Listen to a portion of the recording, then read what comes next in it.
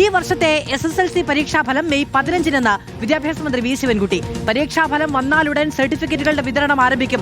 May 22 higher secondary, vocational higher secondary പരീക്ഷാഫലം പ്രസിദ്ധീകരിക്കുമെന്നും മന്ത്രി അറിയിച്ചു.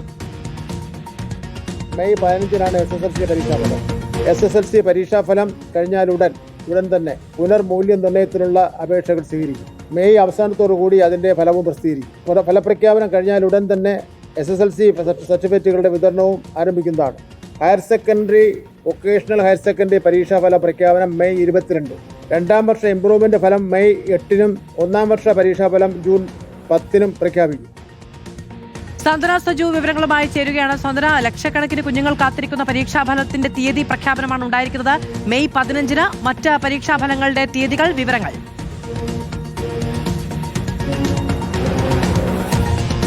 ഈ അടുത്ത മാസം 15 തീയതി SSLCയുടെ പരീക്ഷാഫലം പ്രഖ്യാപനം ഉണ്ടാകും എന്നുള്ള കാര്യം തന്നെയാണ് ഇപ്പോൾ മന്ത്രി വി ശിവൻകുട്ടി വ്യക്തമാക്കിയിരിക്കുന്നത്. അതുപോലെ തന്നെ മെയ് 22 തീയതി higher secondary, vocational higher secondary പരീക്ഷകളുടെ ഫലം പ്രസിദ്ധീകരിക്കുമെന്നും അദ്ദേഹം വ്യക്തമാക്കിയിട്ടുണ്ട്. സൂചിപ്പിച്ചതുപോലെ തന്നെ നിരവധി വിദ്യാർത്ഥികൾ, ലക്ഷക്കണക്കിന് വിദ്യാർത്ഥികൾ എഴുതിയ പരീക്ഷയാണ് 2 SSLC പരീക്ഷ അടക്കം.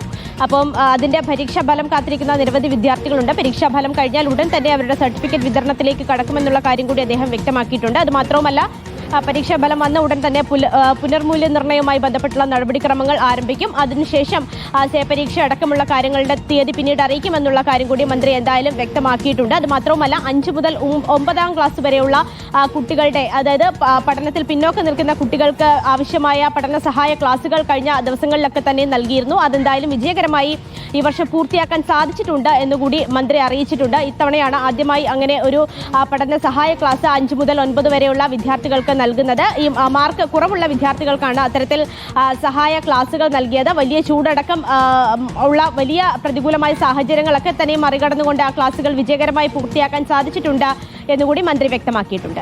ശരി, സന്ദന സജു ആണ് വിവരങ്ങൾ നൽകിയത്. 4,17,000 കുട്ടികളാണ് ഇത്തവണ SSLC പരീക്ഷ എഴുതിയത്. 4,52,000 കുട്ടികൾ +2 പരീക്ഷയും എഴുതിയിരിക്കുന്നു. ഇവരുടെയൊക്കെ പരീക്ഷാഫലത്തിന്റെ തീയതികളാണ് ഇപ്പോൾ പുറത്തു വന്നത്. SSLC പരീക്ഷാഫലം മെയ് 15.